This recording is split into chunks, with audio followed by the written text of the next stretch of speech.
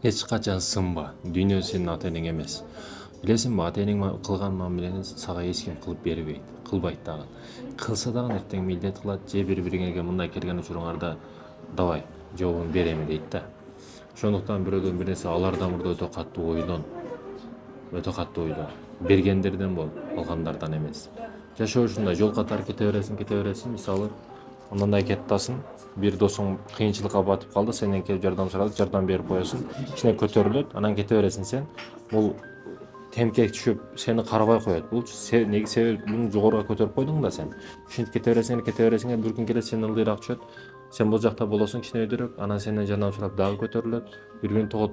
Мындан сен эч качан бул жерде туруп жардам кайра жообун күтпөшүң керек да.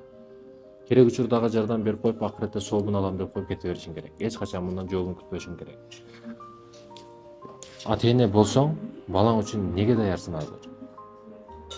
Бар жокко даярсың. Эмне болсо кылып атасың, чексиз сүйүп атасың, мээрим берип атасың.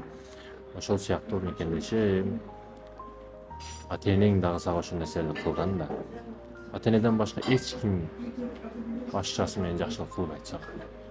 Ар биринин жообу бар.